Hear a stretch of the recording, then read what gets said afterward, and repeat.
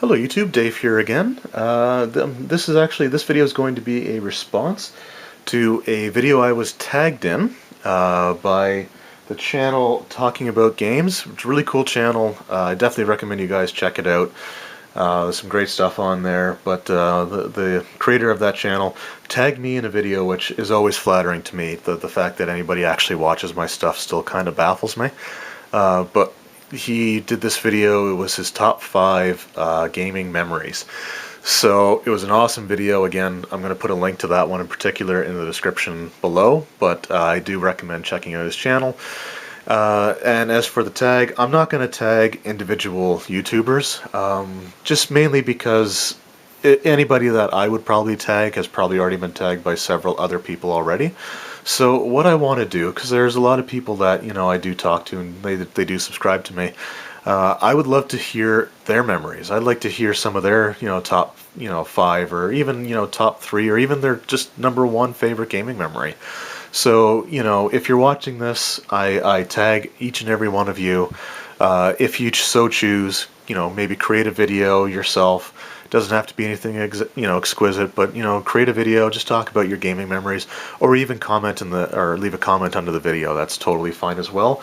But I've heard from a lot of the YouTubers. I get to see their videos in my feeds. I want to hear from the viewers themselves. I'm more interested in hearing what they have to say. So if you're watching this, consider yourself tagged.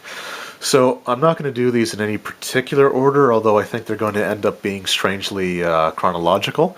And oddly enough, all of my experiences that I kind of come to mind when I was sitting down to think about what I wanted to do for this video ended up being basically me running games. So I don't have a lot of memories of me playing in campaigns, mainly because about 95% of the time that I've been gaming, which I've been playing D&D since 1999, most of that time has been spent as a dungeon master more so than a player. So with all that in mind, we're going to go ahead and we're going to start immediately with my number 5, I guess if you want to call it, memory, and that was running my first ever Dungeons and Dragons campaign. So it was the summer, or I guess it was the fall of the year 1999. I had just gone into the 11th grade. I was 15, 16 years old. And the person that I first started playing D&D under ended up leaving for we played at school basically there was an area in the basement that we would kind of sit around and play D&D but he ended up leaving during the summer. I think he transferred to a different school. So when the new school year started, I decided I was going to start running a game, which was pretty good, because at first the only book I actually ever had was the Dungeon Master's Guide. I did eventually get a player's handbook before I started running everything, but all I had was this Dungeon Master's Guide and this player's handbook. And that's all I have. I didn't have any monster manuals, so everything I made were basically NPCs. So it was a lot of fun, but I honestly had no idea what I was doing. I didn't know anything about designing adventures. I didn't know anything about designing campaigns. Basically, early on, a lot of what I ran was sort of taken very liberally from the adventures that we played the school year before, because I had no idea. I had some things that I started to kind of come up with, and I just kind of ran with them. I didn't write anything down. I didn't really plan anything out in advance, but there was just something about those early campaigns, as I don't want to really necessarily say ignorant, but as ignorant of adventure design as I was, it was a lot of fun just to sit around with friends and throw some dice around. Basically just create a few encounters. I would draw up a dungeon and they'd go through that, then they would go to the next town, and I couldn't name towns, so they literally went to the next town and they went on a quest from there, and they just kind of kept going to these different places and going through these different dungeons or scenarios. I didn't know anything about balance or anything like that in encounters, so there was one adventure in particular where I designed this dungeon where the players got trapped in this sort of arena area, and each player had to overcome an individual challenge, and they got pretty brutal. So the first player had to go up against, I think, a group of 3 Minotaurs. And I mean, he was, I think, 5th or 6th level, but he got absolutely destroyed. I think he killed one of the Minotaurs, but the other two just pummeled him to death, and like that character ended up dying. The next one after that, I believe, fought it was a younger blue dragon, but again, that dragon just obliterated the player. So it's like, okay, I've designed 6 more of these because I think I had 8 players at the time, and this isn't going well. So I decided that I was just going to let them escape. They decided they were going to start looking for a way to get out, and it's like, oh yeah, no, you find a way to escape and you get out of the dungeon. But I had no idea what to do after that. I sort of started this idea of them having been stuck in this time warp where years would advance, like for every hour that they were in the dungeon, like a century went by. And nothing ever ever came out of that, but they were fun memories. They were terrible games. Like I wouldn't want to play in them now. I almost feel bad for my players because I didn't know what I was doing. Like I would have some monsters that just basically would be able to become invulnerable for a certain number of turns or rounds, because turns were actually a thing in that edition. It was bad, but it was a lot of fun. It was an innocent time for me. It was just a time to just play the game and not take things too seriously. So, as bad as they were, my earliest campaigns, such as they were, is my number 5 memory when it comes to basically role-playing games, or more specifically because it's the one I've had the most experience with Dungeons and Dragons. So that was number 5. Let's talk a little bit about number 4. All right, so my number 4 fondest gaming memory. There's actually going to be a couple of them, or 2 or 3 of them actually, that may be coming from the same campaign. I had started a campaign in 3.0 that actually got up to, I think, 9 players. It was really kind of ballooned up. It was difficult to manage, and when 3.5 came out, I kind of converted to that. A few people kind of dropped off at that point. And the campaign went from a 9-player group down to a 3-player group, a 2-player group, and eventually it was just a single campaign for a single player. Just, things like work commitments and stuff like that, and, life events kind of got in the way of a lot of people being able to join. But I actually enjoyed it as it started to shrink down a little bit more and more. But my number 4 memory is one from this particular campaign. The main player, the one who stuck through as much of the campaign as there was, played an Aasimar paladin named Azadar Maroon, and had a lot of fun designing adventures for this paladin, because it was almost as simple as saying, that's evil, go over there and kill it. So there's a lot of fun with that, but it was one of my more involved storylines, which I may talk about the campaign in general. I was thinking of doing some gaming stories videos where I talk about like campaigns that I've run, or campaigns that I unfortunately was not able to complete. But I wanted to do some gaming story stuff. I think this is going to be a great kind of jumping off point. So I'm going to save some of these events for that. But this memory in particular was a single encounter that ended up creating a recurring villain, even though I had no intention of doing so. It was kind of one of those first examples of something just working out so well that it created inspiration for future adventures. So Azadar, along with his kobold companion, who was run by another one of my friends, entered the lair of this red dragon. It was really kind of just a throwaway encounter that I just wanted to have a big dragon fight. So I didn't really have much planned out for it. I'd actually lifted the name Flame for the red dragon out of some of the dungeon magazines. I thought maybe I might do something with the Flame character at some point, but I wasn't really sure. I kind of liked the name, so I went with it. And during the fight, Flame ended up taking enough damage that rather than stay and get killed, he ended up flying off. And the player playing the paladin was so frustrated that the dragon got away that he made it his goal in life to find this dragon, confront it, and defeat him once and for all.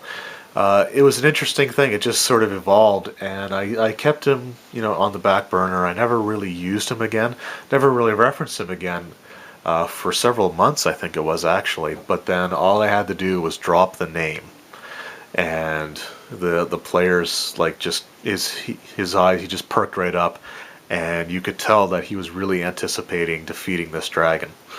I had advanced the dragon quite a bit. I think I had him again go through this like time thing where the dragon would age quite a bit. He would go to this demi-plane of existence where time moved at a faster rate so that he could become powerful enough to destroy the paladin. And it was a great encounter.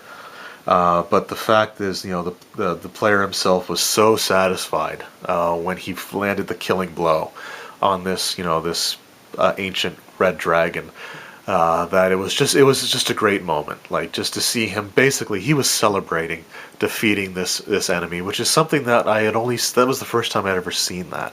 I had never seen somebody so excited to defeat this reoccurring villain that was only in the campaign twice. Like, that's only the second time I used him, but he was so excited to have killed him. It was just this great moment, and I really enjoyed it. I enjoyed his enthusiasm. I thought it was really, really cool. So that was something that I'll always carry sort of as a fond memory. Now, that's not the only time we're going to see Azadar on the list, but I am going to try to keep it to a minimum until I do some future stories. But that was one of the first examples of something just really working out well and really having the player feel rewarded for what they've done. So that was my number 4 memory. So next we'll go on to number 3. Alright, so my number 3 most fondest memory when it comes to RPGs was teaching my fiance, my wife-to-be, to play Dungeons and Dragons. Now, ultimately, it just wasn't for her. It just wasn't something that was able to maintain her interest, which is fine. It's not her thing. That's totally okay. But the times that we did have together playing was something that I will forever cherish as a memory. It was great to see her get captivated by it for as long as she did. And when we started running through, I started running her through an adventure, and we had to take a break to get our little one, off the school bus and ready for bed. And when it was done, she just looked at me. It's like, okay, I want to finish that adventure. And it was just a really great moment, I thought, personally. Again, it's a shame that it's something that just ultimately, in the end, wasn't really for her. But just that one experience, or that running her through that one adventure, just really meant a lot to me. I ran her through the basic adventure that came with the 4th edition Essential Starter Set. And, ran her through, got to the final encounter with the Necromancer and the Zombie. And I created this NPC elf that was traveling with her. She made, I think, an elven wizard. And just had this really great moment where at the end, after knocking the zombie down, they had this ability to get back up. And the elf that was with them had very few hit points left. So it's like, there's this little moment where it's like I brought the zombie back up, this hulking zombie back up, and he ended up destroying the elf fighter that I had with him. Just ended up killing him. She was shocked by that. It was just a great moment. So playing D&D with my fiance, even though it was only a couple of times, is something that I will always carry as a fond memory with me for the rest of my days. So that's the number 3. Let's talk about number 2. Alright, so number 2 on my list of top 5 memories is we're going back to Azadar, the Paladin. I was running the pre-run adventure Prison of the Firebringer out of Dungeon Magazine. It was just sort of in between. I didn't really know what I was going to do with the campaign, so this was sort of just to kind of fill a gap. When they emerged from a long route through the Underdark, they came out, and I decided that this was the adventure I was going to run them through. It's a really great adventure. If you have the magazine, if you haven't had a chance to run it, it is really cool. One of the things that was in there was a section that had these, basically it was this room filled with lava with just these little tiny dot, I guess you can call them islands, that the player characters would have to jump from to get from one to the other. In this fight, there was actually a Hydra that had a template on it that was like a creature of legend. The special ability that they gave it was that it had a venomous bite that drained strength. Earlier in the dungeon, in fact, the encounter right before they got into this room with the lava and little platforms that they'd have to jump on to fight this Hydra, the player characters, I only had 2 players at this point. I had Azadar and I had my the kobold player.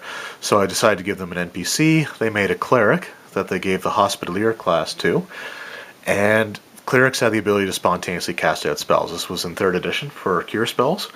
I had drawn up the spell list with neutralize poison on there, as well as I think restoration.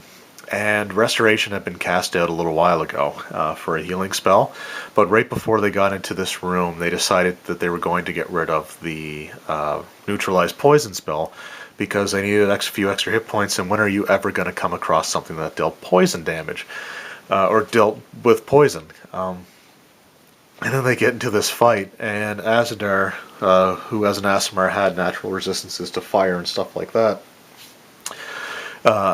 they jumped over a few of the platforms. He got to fight this Hydra while the other characters, who were mostly ranged anyway, stayed back. The problem was that Azadar failed several saving throws against the poison, and his strength score actually ended up dropping to like a 1, meaning he was pinned under the weight of his own plate armor. Like, he just could not move under the weight of all of his equipment. The player character that was left playing the kobold, as well as the NPC, attempted to go over to him in an attempt to do something to help him. They didn't have the spell left, so they couldn't really use it to neutralize the poison, and they didn't have restoration, but any attempts that they made to jump over to him actually ended up failing. So they ended up falling into the lava, taking a whole bunch of damage, and they actually had to leave Azadar overnight in this room filled with lava on this little rocky plateau. He was resistant enough to fire that it wouldn't kill him from being in there, but he was pretty exhausted, pretty dehydrated. They cast they memorized restoration to get his scores back, and they kind of went on from there. It's just a funny memory for me, because I just, sitting back reading the adventure, and all I could think of was when they said, well, nobody ever needs to worry about neutralizing poison. Whoever uses poison anyway. And it's like, well, it's going to be interesting, because the very next adventure, or very next encounter, something that deals poison. And just the hilarity of them not being able to rescue their friend because they couldn't jump over the lava pits was just... it was just all around just a really funny memory. Not so much for the guy who was pinned under his own equipment in this lava-filled room. He wasn't very happy with me, but, it was in the adventure. I was just running it as written, but it was a lot of fun. So that in of itself just kind of makes it, I guess, my number 2 for this list.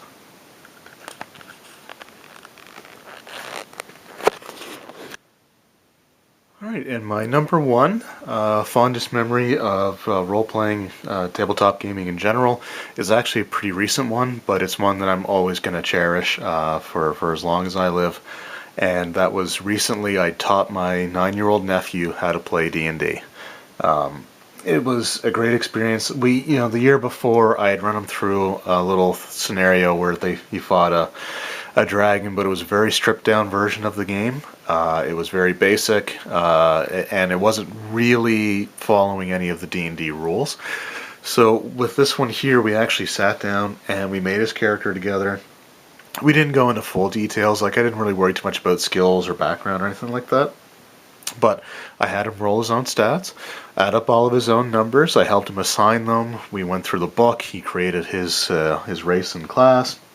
He made a fighter, and it was just a lot of fun. I ran him through a couple of little encounters, and the climactic one, he was fighting off these goblins that were harassing caravans and merchants. So it was this great final encounter that he had with this ogre where he fought it one-on-one. Like, I'd made an NPC that he decided as well. It was going to be an elven wizard, but in this one it was just a one-on-one fight between, my nephew's fighter and this ogre. And it was great. He ended up defeating the ogre, and, he loved it. It was a great time. It was really it was a really fond memory that I have. Now, similarly to this, I did a little while ago run a little scenario for my fiance and our little daughter. And that's something that I'm going to group with this as well, because it was a great experience. She's still a little too young to really understand. So for her, I'd like for her to be probably about, 9 or 10 before I really get into doing D&D stuff with her. But this experience with my nephew was sort of, I guess, a warm-up for that. But it was just really great. He loved it. He really enjoyed it. And I guess he went back and bragged to his mother, my sister, that, he's officially a D&D player. So that was really great, and it was a great moment, I think, for he and I to share, and it's something that I look forward to having with our daughter as well once she gets a little bit older, to the point where she can kind of understand some of these things. But that's something I really look forward to doing as well. And once that comes, that's probably going to become my number one, is running some campaigns for my daughter. So I'm really looking forward to that. It's still probably a few years down the road. But anyway, those were my top 5 gaming memories. There's a lot of other stories that I'd like to tell. And again, I might start up a little series here. It'd be easy to do the videos. I could just kind of sit down and just go with it. I don't have to worry about writing scripts or doing takes. I mean, before this, I just wrapped up recording my retrospective on 3rd edition 3.0, the first version of 3rd edition. And I had the script written, and I worked really hard on that, but it just, the takes were terrible. I mean, I ended up having to delete everything on the memory card just so I could finish the video, because I had so many takes on it. But anyway, that's neither here nor there. I would like to do some gaming memory stories, so I might record a few of those at some point. A friend of mine really wants me to share some of them, so there'll probably be some more stories about Azadar. I'll probably go into a little more detail with some of them, because I just wanted to kind of condense this as much as I could. Again, I hope you enjoyed this video, and I really want to hear your memories, your gaming memories. So again, I tag anybody viewing this to create a video, or even if you don't want to create a video, just comment below what some of your fondest memories are of gaming. I really look forward to reading them all.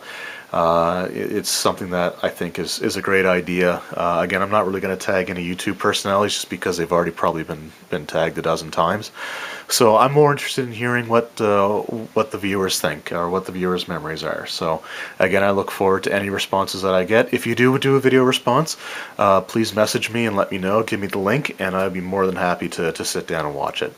Anyway, again, thank you very much for watching this video. I hope you enjoyed, and I look forward to hearing your responses. Thank you again, YouTube.